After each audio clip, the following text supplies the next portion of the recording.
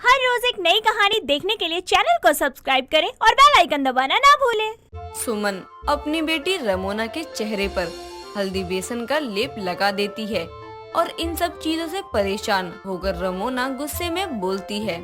माँ बस करो ना, क्या लगा रखा है? आप रोज कुछ न कुछ ले आती हो। आपको पता है ये सब करने से कुछ नहीं होने वाला है, फिर भी आप क्यों करती रहती हो? मुझे बिल्कुल भी नहीं पसंद है। तेरे पसंद नापसंद होने से कुछ नहीं होता है। मैं जो कर रही हूँ तेरे ही भले के लिए कर रही हूँ। क्या भला है इसमें मेरा?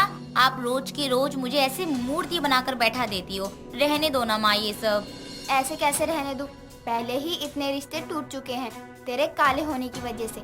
जब से मैंने ये लेप उपटन लगाना शुरू किया है, देख तेरा रंग थोड़ा साफ होने लगा है और तू है कि मना कर रही है। माँ कुछ नहीं हो रहा है, ये बात आपको भी अच्छे से पता है। बिना बात के खुद को और मुझे ऐसे तसल्ली मत दो। अगर इन सब चीजों से ही मेरा रंग साफ हो जाता ना, तो कब का मैं भी गोरी हो चुकी होती। एक तो तेरा रंग काला, ऊपर से तेरा नसीब। जो भी रिश्ता आता है बस ये बोलकर चला जाता है कि बाद में बताते हैं, सोचकर बताते हैं। लेकिन तेरी माँ हूँ, मुझे तेरी फिक्र होगी ही ना। माँ आप क्यों परेशान हो रही हो? जब मेरी शादी होनी होगी हो जाएगी। आपके परेशान होने से कुछ नहीं होगा। और आप जो बार बार ये सब लगाती हो ना, मुझे और भी काला महसूस करवाता है। बेटा देख, अगर तेरी एक बार शादी हो जाए किसी अच्छे से घर में, मेरी सारी परेशानी खत्म हो जाएगी।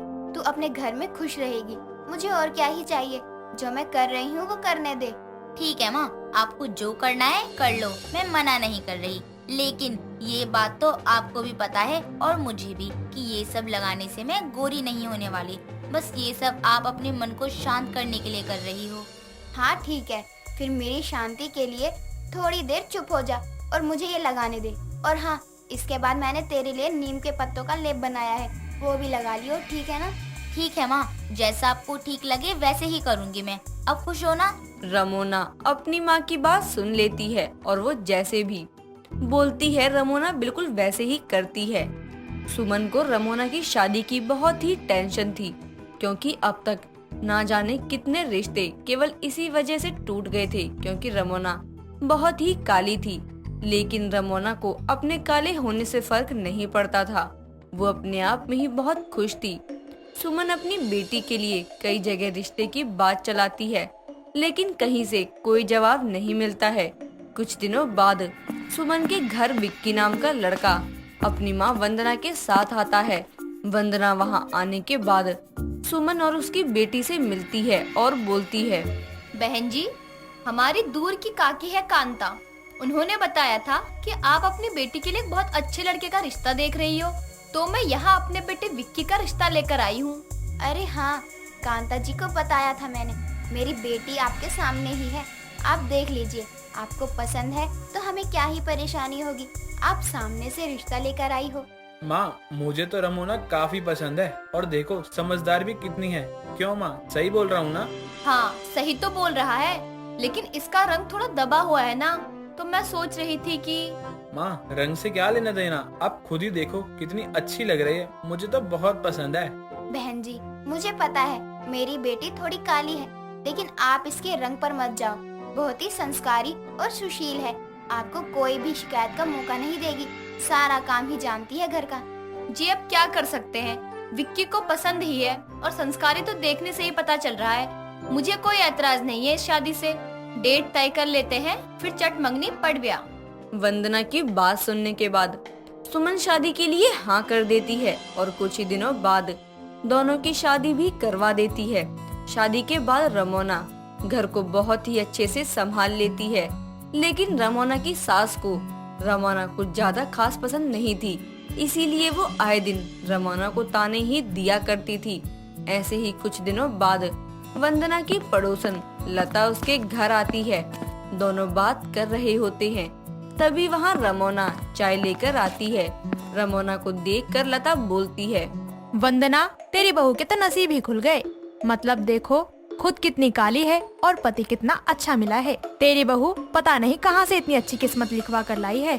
हाँ वही तो, मेरी काली बहू की किस्मत उसके जैसे काली नहीं है। मैं भी वही सोचूं कि मेरा बेटा इतना अच्छा है और उसे ये काली कैसे पसंद आ गई। उसे पसंद आ गया तो तूने कुछ नहीं बोला क्या? तेरी बातों से तो यही लग रहा है तुझे तेरी बहू पसंद नहीं है। मेरे पसंद या नापसंद से क्या होता है, नसीब की बात है ये तो। अब मेरे बेटे को ये काली बहू पसंद आई तो मैं क्या ही कर सकती थी, मैंने भी हाँ कर दिया।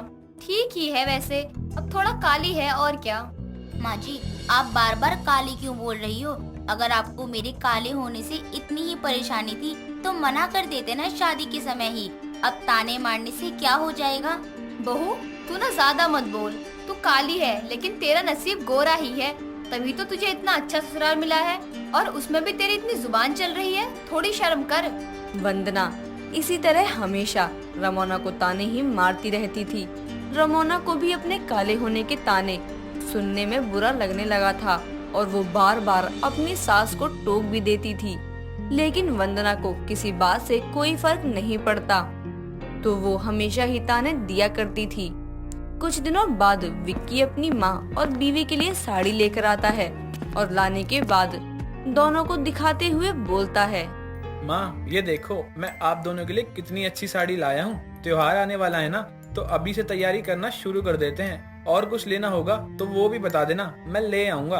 विक्की जी, आप बहुत ही अच्छी साड़ी लाए हो, मुझे तो सच में बहुत पसंद आई। है ना, मुझे लग ही रहा था कि तुम्हें अच्छी लगेगी। माँ आपको कैसी लग रही है साड़ी, आपको भी पसंद आई ना? अरे काहे की पसंद, तू अपनी इस काली बीवी के लिए इतनी अच्छी साड़ी लेकर आया और माँ के लिए कुछ भी उठा लाया। काली बहू का नसीब तो देखो, पति अपनी माँ को भूल गया उसके आगे। माँ ये आप क्या बोल रही हो? मैंने तो आप दोनों के लिए एक ही जगह से साड़ी ली है और मुझे तो लगा आपको ये बहुत अच्छी लगेगी, तभी तो मैंने ये वाली आपके लिए ली है। मुझे क्या पता था आपको पसंद ही नहीं आएगी। हाँ हाँ, बहू का नसीब तो देखो, इतनी काली है लेकिन मेरा बेटा फिर भी इसके पीछे दुम हिला रहा है। अब माँ बूढ़ी हो गई, माँ को भला कौन पूछने वाला है? काली बहू का नसीब तो ये है। माँ जी आप गुस्सा मत करो, अगर आपको ये वाली साड़ी अच्छी लग रही है तो आप ये वाली ले लो, मैं आपकी वाली ले लूंगी, मुझे कोई ऐतराज नहीं है आपकी वाली साड़ी लेने से, वो भी अच्छी ही है। रहने दे, तू तो जब देखो अपने आप को अच्छा ही दिखाने लगी रहती है। वैसे ही तुझे काले होने के बाद भी इतना सब और इतना अच्छा मिल गया, अब क्या चाहिए तुझे? वंदना इतना बोलकर वहाँ से चली जाती है। वंदना को अपनी बहू से बहुत ज्यादा ही चिढ़ होने लग रही थी। वंदना को अपनी काली बहू का नसीब देखकर पता नहीं क्यों जलन हो रही थी। कुछ दिनों बाद लता वंदना को मोहल्ले में होने वाली सास बहू की प्रतियोगिता के बारे में बताती है, जिसमें इस बार की प्रतियोगिता में वंदना अपनी बहू के साथ हिस्सा लेती है। प्रतियोगिता वाले दिन वंदना रमोना को बोलती है, बहू देख, मुझे इस प्रतियोगिता में जीतना है और तू कोई गलती मत कर दियो, ठीक है ना? मानती हूँ तेरा नसीब अच्छा है, लेकिन यहाँ नसीब नहीं डांस देखा जाएगा। वंदना की बात सुनने के बाद दोनों सास बहू डांस की प्रतियोगिता में चले जाते हैं। वंदना और रमोना के डांस करते समय वंदना का पैर फिसल जाता है और वो गिर जाती है, लेकिन उस प्रतियोगिता को रमोना फिर भी कायम रखती है और किसी को पता भी नहीं चलने देती है। कुछ समय बाद जब प्रतियोगिता का परिणाम आता है तो दोनों सास बहू प्रतियोगिता जीत जाती हैं। ये देखकर वंदना रमोना से बोलती है, बहू मुझे माफ कर दे, तू तो खुद ही इतनी अच्छी है कि तेरे साथ रहने वाले का कुछ गलत हो ही नहीं सकता। आज तेरे नसीब से ज्यादा तेरी मेहनत रंग लाई है। वंदना इस प्रतियोगिता को जीत जाती है और रमोना अपनी सास का दिल जीत जाती है। उसके बाद कभी भी वंदना रमोना को ताने नहीं देती है। ओए रुक क्यों गए? मुझसे शर्मा रहे हो क्या? नखरे करना बंद करो ना यार। You know I love you. Please बरसो, इतना बरसो कि रुकने का नाम ही मत लो। नहीं बरसोगे ना? Okay, I am not talking to you. Dimple को इस तरह से बारिश में भीगते हुए उससे बातें करते हुए एक लड़का कार में बैठा बैठा देख रहा होता है और खुद से कहता है, हाय ये लड़की सीधा दिल में उतर गई, मुस्कुराते हुए इतनी सुंदर लग रही है ना, मैं भी इसके साथ भीग लूं क्या जाकर। वो अपनी कार से बाहर भीगने जाता ही है कि बहुत सारे लोग अपनी गाड़ियों में बैठे बैठे हॉर्न बजाते हैं, क्योंकि रोहित उसको देखने के चक्कर में कार को बीच में ही रोक देता है, जिस वजह से जाम लग जाता है। और जैसे ही वो कार आगे करके बाहर निकलता है कि अचानक से डिम्पल गायब हो जाती है और रोहित वापस कार में बैठकर चला जाता है। मॉनसून का सीजन था, जहाँ देखो वहाँ लोग बारिश में कहीं न कहीं एंजॉय कर रहे हैं। कुछ लोग अपने सर पर पन्नी रखकर बारिश के पानी में चल रहे हैं, तो कुछ लोग बारिश में भीगते हुए भुट्टा खा रहे हैं। और वहीं साइड में चाय की टपरी पर लोग गरम गरम अदरक वाली चाय भी पी रहे हैं। इसी ठंड में कांपती हुई डिम्पल चाय वाले को कहती है, भैया जरा एक अदरक की मसाले वाली चाय देना। ये लो बिटिया। भैया चीनी कम तो डाली है ना? अरे गुड़िया, तुम हमारी रोज की ग्राहक हो, सब कुछ वैसे ही बनाया है जैसे तुम्हें पसंद है। रोहित उसी जगह से अपनी कार से गुजर रहा होता है कि उसकी कार बारिश के पानी की वजह से रुककर खराब हो जाती है और वो बाहर निकलकर अपनी कार को एक किक मारता है। लेकिन तभी उसे डिम्पल दिख जाती है और मुस्कुराते हुए वो उसकी तरफ बढ़ता चला जाता है, साथ ही उसे निहारता रहता है। तभी चाय वाला उससे कहता है, अरे भैया, आपको क्या चाहिए? अरे बताइए रे भाई साहब, क्या देख रहे हो? हम तुमसे पूछ रहे हैं। चाय वाला आवाज लगाकर उससे पूछता है, लेकिन वो तो बस डिम्पल को ही देखता रहता है। ऐसे में डिम्पल की नजर उस पर पड़ती है और वो सीटी बजाकर उससे बोलती है, अरे तुम्हें सुनाई नहीं देता क्या? कब से अंकल तुमसे कुछ कह रहे हैं। वो सॉरी, मैं कुछ सोचने लग गया था। अरे आप तो बहुत भीग गए हो, यहाँ खड़े हो जाइए और लीजिए गरम गरम चाय पीजिए।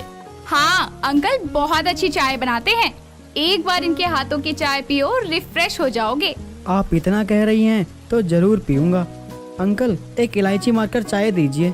इस तरह बारिश रुकने तक दोनों चाय की चुस्कियाँ लेते हैं और शायरियाँ करते हैं। चाय के नशे का आलम तो कुछ यूं है गालिब, कोई राय भी दे तो अदरक वाली बोल देते हैं। अच्छा जी, मुझसे बेहतर शायरी नहीं कर सकते आप चाय पर। ऐसा है तो सुनाइए। अर्ज किया है, आज फिर चाय की मेज पर हसरत बिछी रह गई। आज फिर चाय की मेज पर हसरत बिछी रह गई। प्यालियों ने तो लब छू लिए और केतली देखते रह गई। अरे वाह वाह भाई, वाह वाह, कमाल कर दिया आपने तो। काफी अच्छी शायरी कही है आपने। जब मैं कमाल की हूँ तो शायरी भी तो कमाल की ही होगी ना। हाँ वो तो है। क्या मैं आपका नाम जान सकता हूँ? जी नहीं, अगर जानना है तो खुद पता लगाओ, हिंट दे सकते हो। जहाँ हो स्माइल के गड्ढे, वही है मेरा नाम, पहचानो मुझे और कर दो चक दे फट्टे। ओ, जहाँ हो स्माइल के पास गड्ढे, वही है तुम्हारा नाम।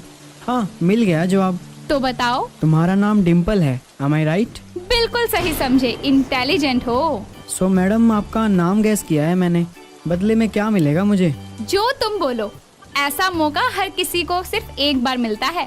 Oh really? तो तुम्हें मेरे साथ एंजॉय करना पड़ेगा एक दिन।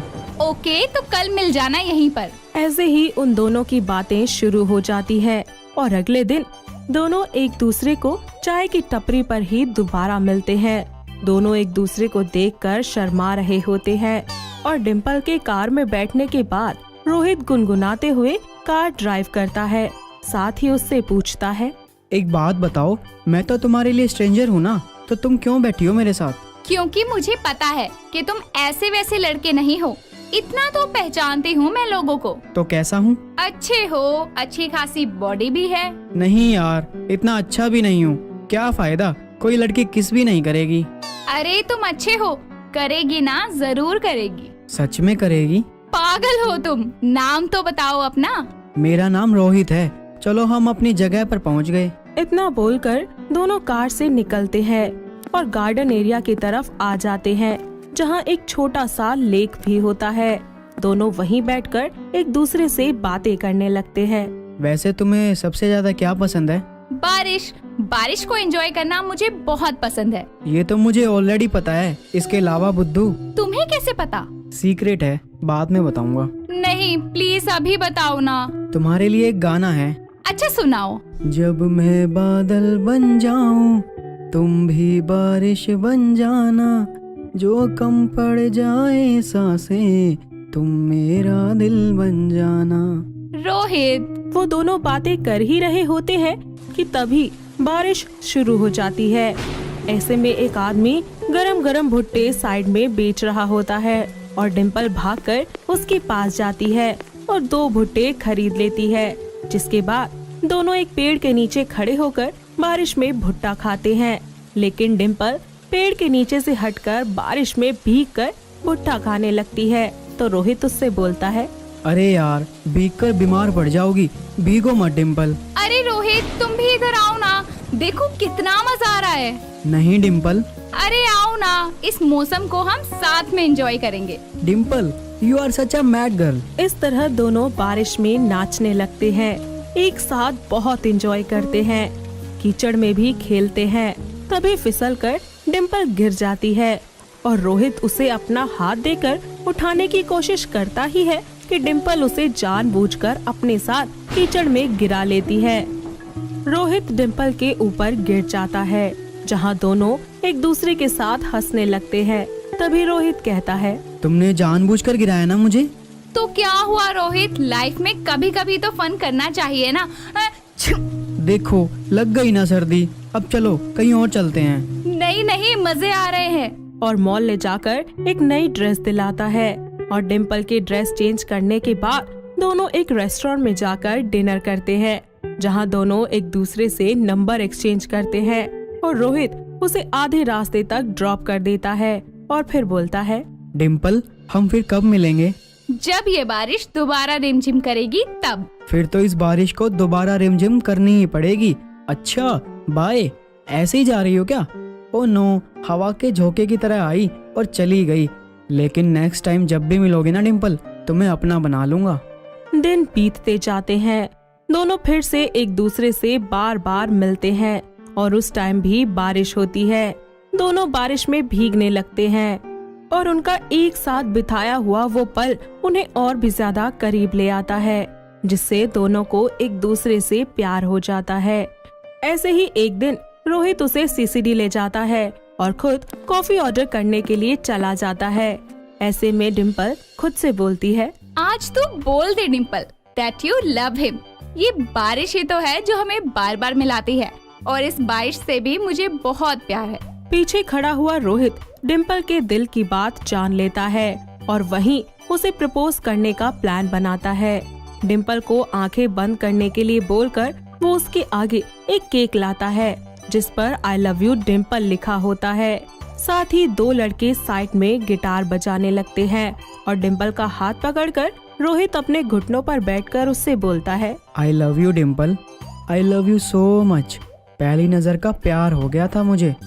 तुम पूछ रही थी ना कि कैसे पता चला मुझे, तो मैं पहली बार सड़क पर भीगते हुए बारिश को एंजॉय करते हुए देखा था मैंने तुमको। सच रोहित, मैं भी तुमसे प्यार करने लगी हूँ। I love you too Rohit. इस तरह वो दोनों अपना क्वालिटी टाइम स्पेंड करते हैं। वक्त बीतता जाता है, दोनों मिलने लगते हैं और कुछ ही दिनों के बाद अपने अपने घर वालों को बताकर वो दोनों एक दूसरे से शादी कर लेते हैं। उनकी शादी भी बारिश की बूंदों में संपन्न होती है और इस तरह वो दोनों अपनी लव लाइफ को मिलकर एंजॉय करते हैं। दोस्तों, अगर आपको ये कहानी पसंद आई तो इसे लाइक करें, शेयर करें और कमेंट करके बताएं कि कहानी में आपको सबसे अच्छा क्या लगा।